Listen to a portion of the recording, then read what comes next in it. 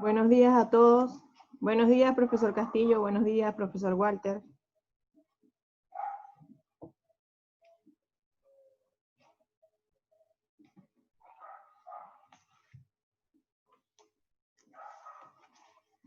Vamos a esperar unos 2 minuticos a ver si llegan más estudiantes para que comencemos.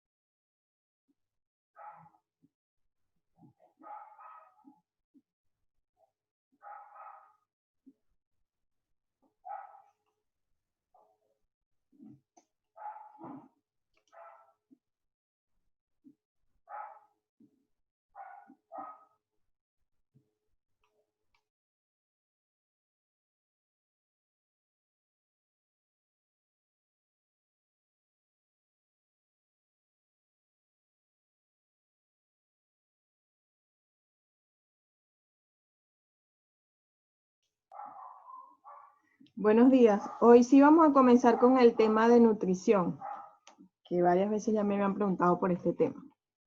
Ya terminamos anteriormente con todo lo que eran los tejidos. Hoy vamos a comenzar con el tema de nutrición.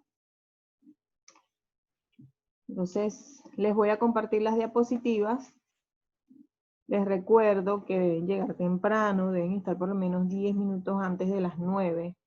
Todos los viernes es lo mismo, todos los viernes llegan tarde. No todos, pero cuando me meto aquí en Zoom hay solamente 30. Ahorita cuando me metí habían 20 solamente. Ahorita es que van llegando.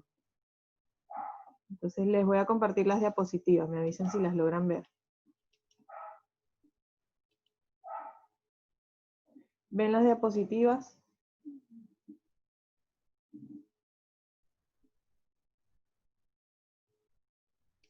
Ok, entonces vamos a comenzar con el tema de nutrición. Primero que nada, quisiera que alguno de ustedes me dijera qué conocimiento previo tiene sobre esta palabra, nutrición. ¿A qué se refiere esta palabra?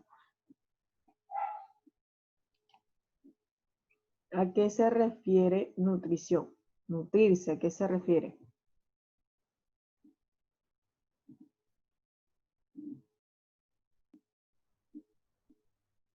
Comer sanamente, a nutrirnos.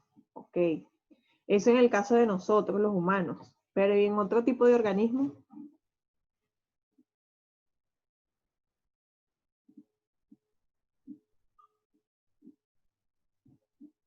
En el caso de nosotros es eso, llevar una buena dieta alimenticia. Y en el caso por lo menos de los organismos unicelulares, ¿cómo será esa nutrición? ¿Cómo lo harán?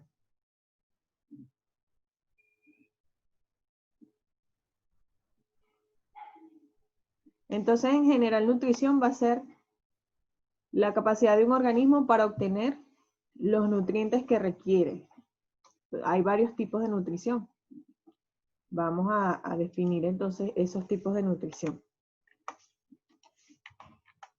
Entonces, primero vamos a definir esa palabra, nutrición. Ahora sí vamos a dar una definición concreta.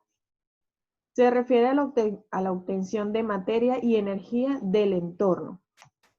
Es decir, vamos a obtener lo que necesita el organismo. Y generalmente lo que se consume va a producir energía, ya sea de diferentes formas. En organismos unicelulares va a ser en forma de ATP. Nosotros lo podemos obtener a partir de la glucosa. ¿Para qué obtenemos esa materia de energía? Para utilizarla en nuestro beneficio, en beneficio del ser vivo.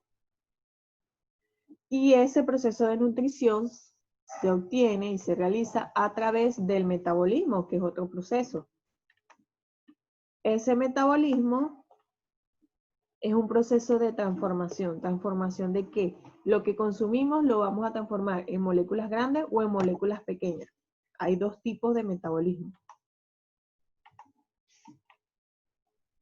Entonces, ese proceso de metabolismo implica una transformación del ingreso y salida de materia y energía. Es decir, todo lo que ingresa y sale se va a transformar. tenemos dos tipos de metabolismo. El primero es el anabolismo. El anabolismo es la incorporación de sustancias para la construcción y elaboración de otras sustancias. Es decir, de sustancias pequeñas voy a construir una sustancia más compleja. Y el catabolismo sería lo contrario. Es la degradación y eliminación de los componentes celulares para su reemplazo. Es decir, de una molécula grande, esta yo la voy a degradar en otras más pequeñas. Por ejemplo, aquí tenemos el caso de una proteína. En el caso del catabolismo, una proteína está formada por muchos aminoácidos. Entonces, si hablamos de catabolismo, vamos a tener una proteína y la vamos a degradar en todos los aminoácidos que la conforman. De una proteína obtenemos moléculas más pequeñas, van a ser varios aminoácidos. En el caso del anabolismo va a ser lo contrario. A partir de aminoácidos yo voy a formar una proteína que me va a servir para el crecimiento de los tejidos. Entonces, catabolismo es destrucción o degradación. Anabolismo es síntesis o formación. ¿Está claro esos dos términos?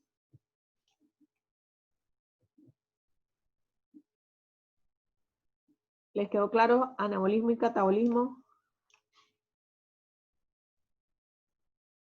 ¿Sí? Entonces, catabolismo es destrucción o desintegración, degradación. Y anabolismo es síntesis o formación. Seguimos. Vamos con los tipos de nutrición. Tenemos varios tipos de nutrición. Tenemos la nutrición autótrofa y la heterótrofa.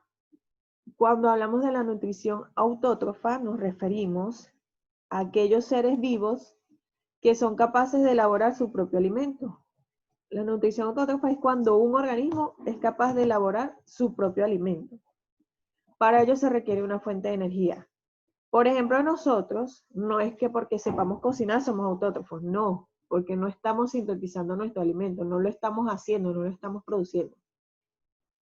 Esta nutrición autótrofa se da en el caso de las plantas, que ellas sintetizan su propio alimento. Tenemos, en el caso de ella, dos tipos. En la autótrofa se divide en dos tipos, la fotosintética y la quimiosintética.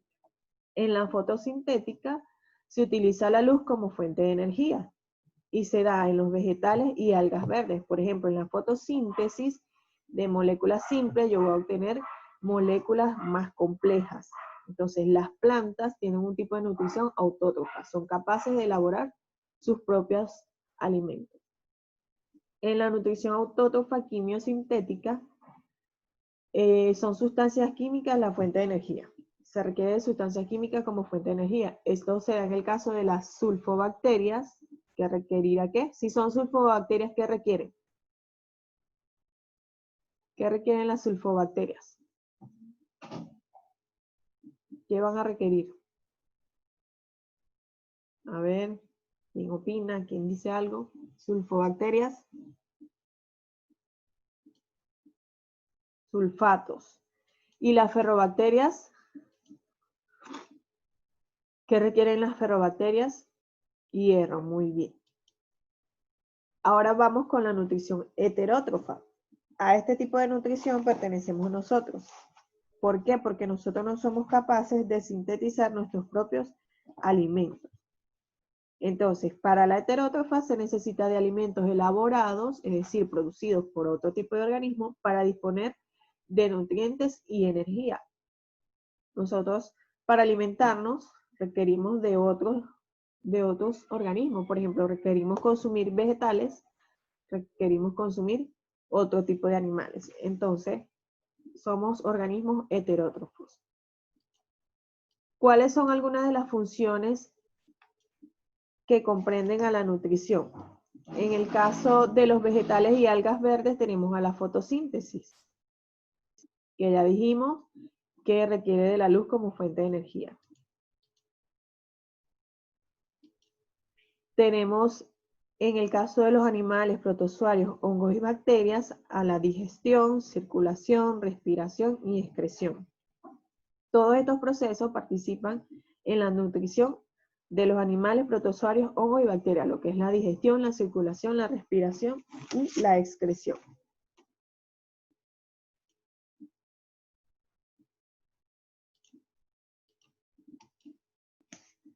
Por ejemplo, aquí tenemos en la célula vegetal, que se da la fotosíntesis, en la célula animal, que se da todos estos procesos: digestión, circulación, respiración, excreción. Tenemos las mitocondrias, donde ocurre el proceso de respiración.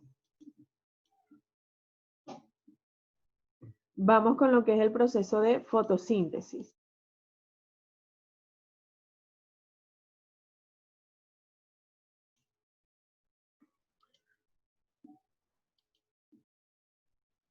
El proceso de fotosíntesis, vamos a ver, antes de definir qué es la fotosíntesis. ¿Alguien sabe qué es la fotosíntesis? ¿Quién me da una breve definición de fotosíntesis? ¿Quién tiene noción de lo que es eso? Ya sabemos que ocurre en las plantas y en las algas verdes, pero ¿en qué consiste?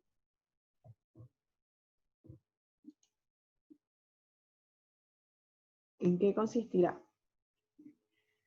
El proceso de alimentación de las plantas. Ajá, pero ¿qué pasa en ese proceso de alimentación?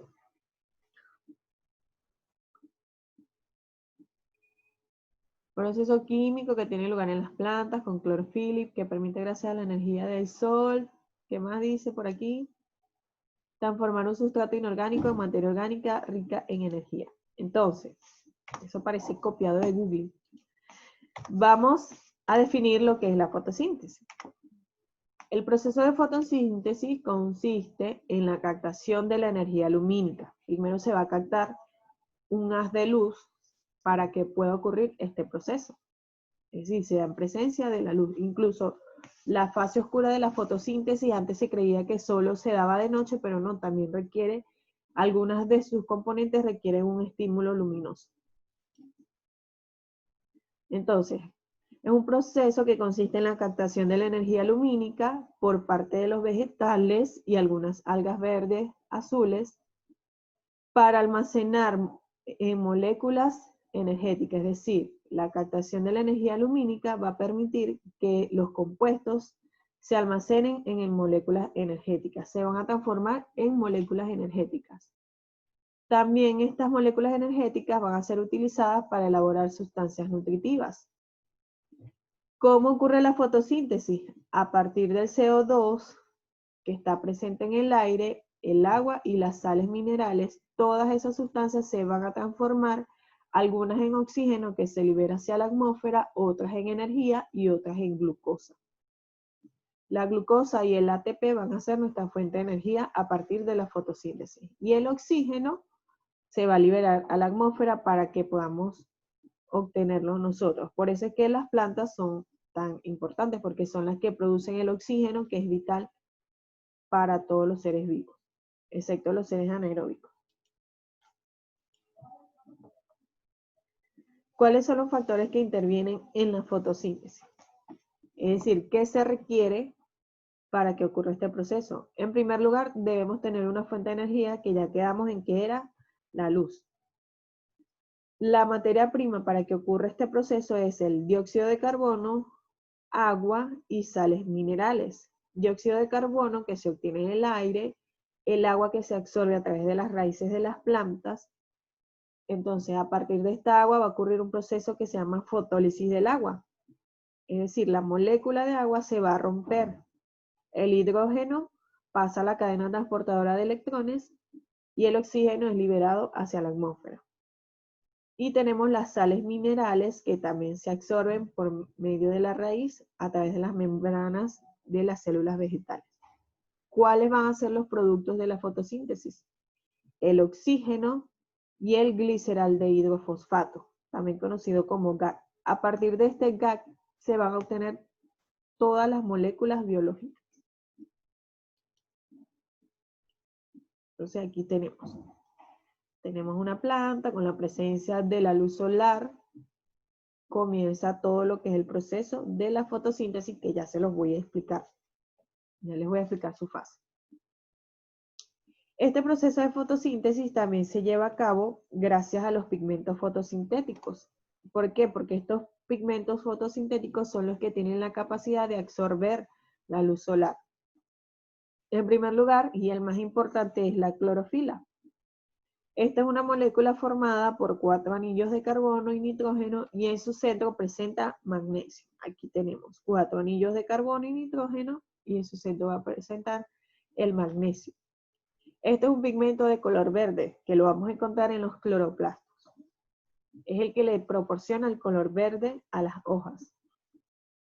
Tenemos los carotenoides, que son de color amarillo anaranjado. Tenemos las ficolbilinas, que se divide en ficoeritrina, la encontramos en las algas rojas, y la ficocianina, que la encontramos en las algas verde azules. La ficocianina da la pigmentación azul en este caso.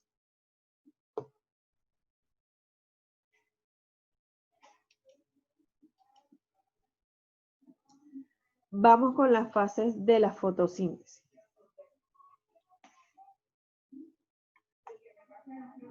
Tenemos en primer lugar a la fase luminosa.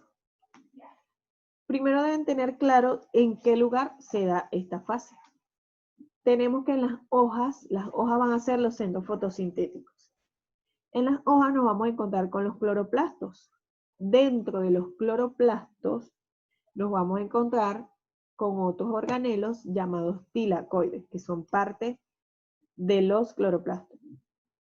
Entonces aquí tenemos un cloroplasto que tiene una membrana externa y una membrana interna. Recuerden que los cloroplastos pertenecen a los organelos de doble membrana. Tiene una membrana externa y una membrana interna. Este cloroplasto tiene un líquido parecido al citoplasma que se le conoce como estroma.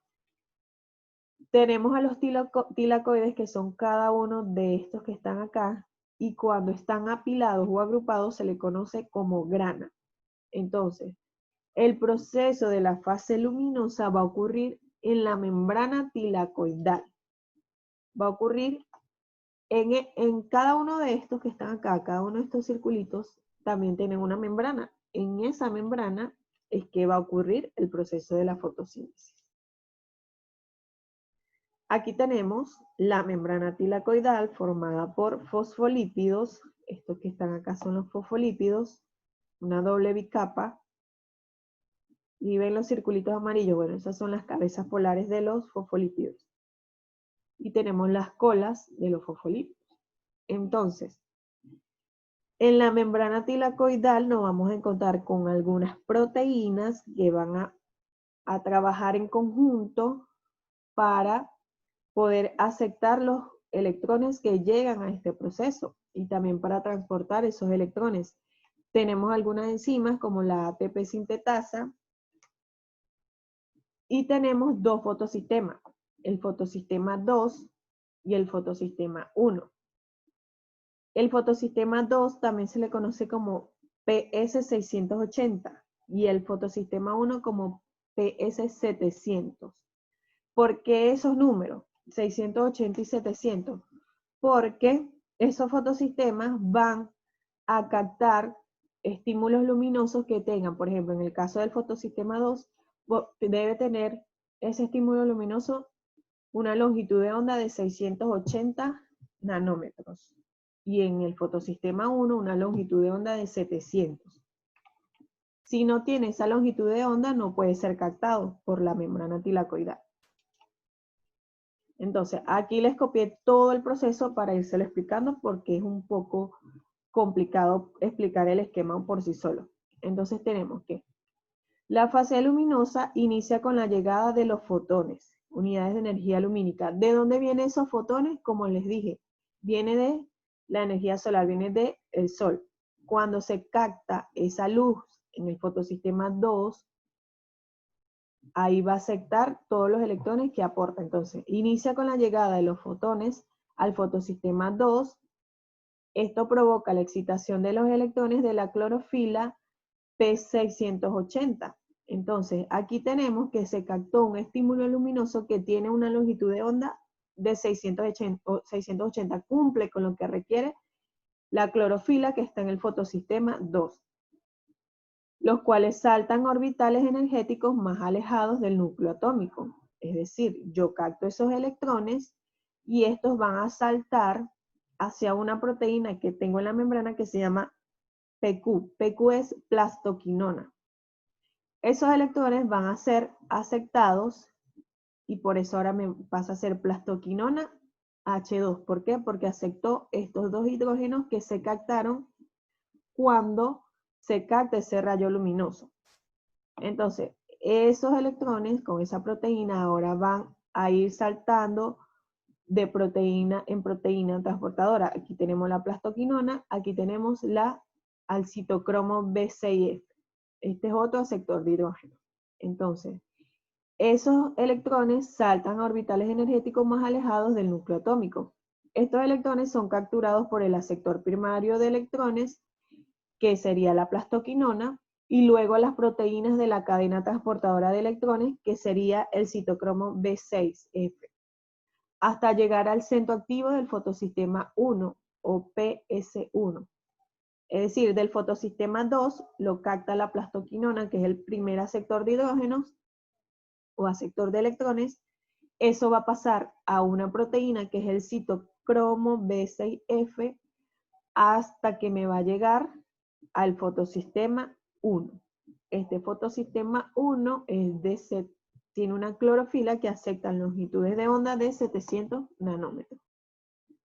Entonces, debido a que la clorofila del fotosistema 2 pierde electrones, estos son reemplazados por los electrones provenientes de la fotólisis del agua que se realiza en la cara interna o lumen del tilacoide. La fotólisis del agua consiste en la hidrólisis, es decir, el rompimiento de la molécula del agua, produciendo oxígeno y protones de hidrógeno y 2 electrones. Los 2 protones se acumulan y el oxígeno se libera al ambiente. Entonces, como los 2 electrones que captó el fotosistema 2 fueron saltando en la cadena de transportadora de electrones hasta llegar al fotosistema 1, entonces este fotosistema 2 requiere nuevamente esos electrones. ¿Cómo los toma? El agua que es absorbida por la raíz, en ella va a ocurrir la fotólisis del agua, es decir, el rompimiento de esta molécula, se rompe en oxígeno, que se libera a la atmósfera para ser absorbido en la respiración, y estos dos hidrógenos que están aquí van a pasar ahora a la membrana tilacoidal a través de una proteína con ayuda de una enzima llamada ATP sintetasa para unirse al adenosín difosfato que está en el estroma del tilacoide y formarme una molécula del ATP. ¿Y qué es el ATP? El ATP es energía. Ya por acá estamos produciendo energía. Continuamos. La energía lumínica también es absorbida por los pigmentos antena del fotosistema 1 y transferida a la clorofila P700 del centro de reacción, lo que resulta en la excitación de electrones que saltan hacia un aceptor primario. Aquí tenemos un aceptor primario, la ferroxina. Ella va a aceptar este electrón que viene de aquí, lo va a aceptar y se va a unir al NAC, nicotilamina adenín difosfato. Se va a unir a ese hidrógeno que viene del fotosistema 1 para formarme el NAC reducido. Ese NAC lo vamos a utilizar en la fase oscura o en el ciclo de Calvin-Benson, también se le conoce así. Desde el aceptor primario, los electrones pasan por una cadena transportadora, esto es, una serie de compuestos y proteínas que van pasando los electrones de una a otra. Finalmente, los electrones son transferidos a la molécula del NAC, que junto con los protones almacenados en el estroma forman el NAC reducido, por acción de la enzima ferroxina reductasa. La energía también es aprovechada por la enzima ATP sintetasa para formar ATP a partir de ADP y fosfato en un proceso llamado fotofosforilación. En consecuencia, la energía obtenida a partir de la luz en esta fase de la fotosíntesis está contenida en el ATP y el NAC reducido. Entonces, con todo este esquema, el producto final de la fase luminosa va a ser energía en forma de NAC reducido, NADPH, y ATP, que es adenosín trifosfato, una molécula de energía, y el oxígeno que se libera a la atmósfera. ¿Cuáles son los 3 productos entonces de la fase luminosa?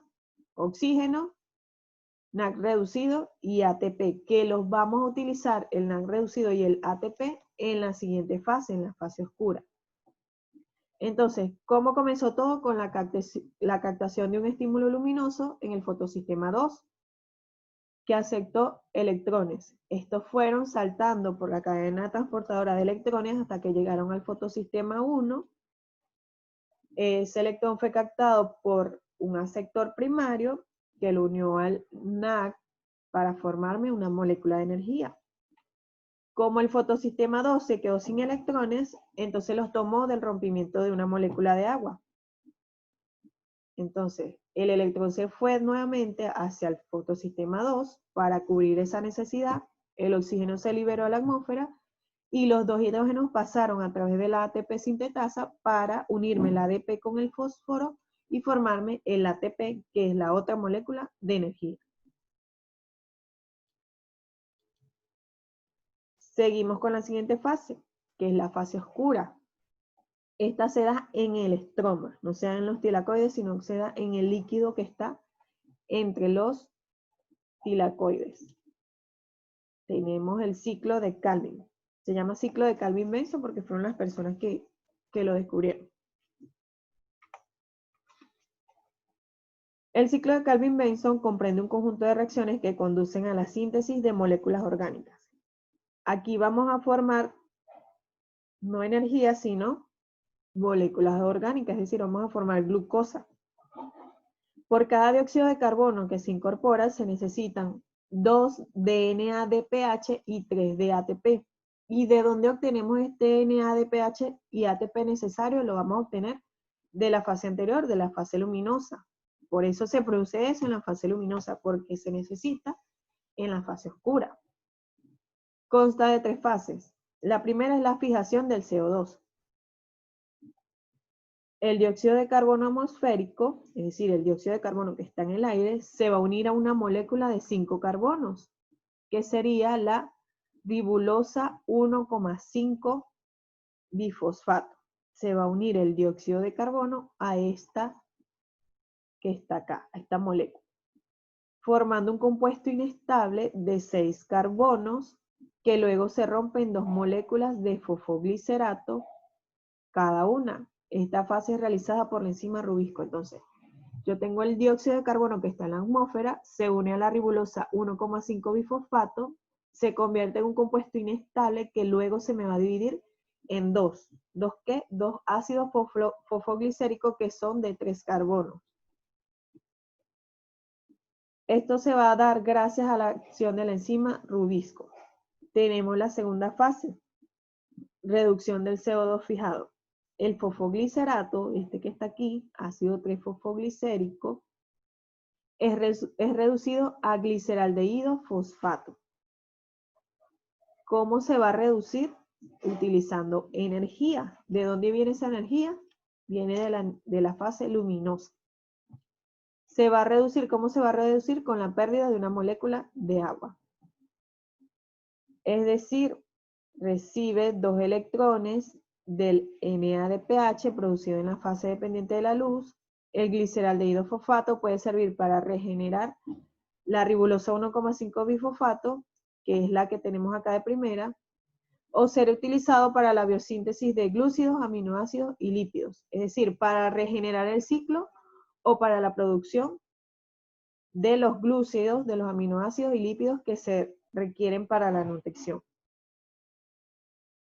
Entonces tenemos aquí la formación del ácido 1,3 difosfoglicérico, ahora pasa al gliceraldehído 3-fosfato y puede tomar 2 vías, o para la formación de glucosa, aminoácidos y lípidos, o para regenerar el ciclo. Tenemos la tercera fase, que es la regeneración de la ribulosa 1,5 bifosfato. Para cerrar el ciclo hace falta regenerar la ribulosa difosfato inicial. Para eso se utilizan 5 de las 6 moléculas de gliceraldehído fosfato producidos en la fase anterior. Entonces, o toma el camino de la formación de glucosa, o 5 de ellas pasan a regenerar la ribulosa 1,5 bifosfato, y para ello se requiere de energía. ATP, que tomamos de la fase luminosa, la utilizo y ahora me pasa a ser ADP. Entonces, en resumen, el ciclo de Calvin se da en 3 fases: fijación del dióxido de carbono, reducción del CO2 fijado y regeneración de la ribulosa 1,5 bifosfato.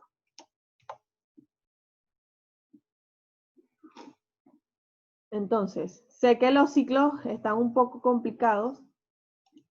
En conclusión, Para terminar la clase, tenemos que en la fase luminosa obtenemos energía química, el poder reductor y agua. Se utiliza eso para obtener energía química. En la fase oscura se producen azúcares, aminoácidos y se requiere de CO2, energía química, un poder reductor y sales minerales. ¿Cuál es la ecuación de la fotosíntesis? A partir de energía solar, a partir de 6 moléculas de dióxido de carbono, 6 moléculas de agua, mediante la energía solar y la fotólisis del agua voy a obtener glucosa en la fase oscura y oxígeno en la fase luminosa. Con esto concluimos el tema de hoy.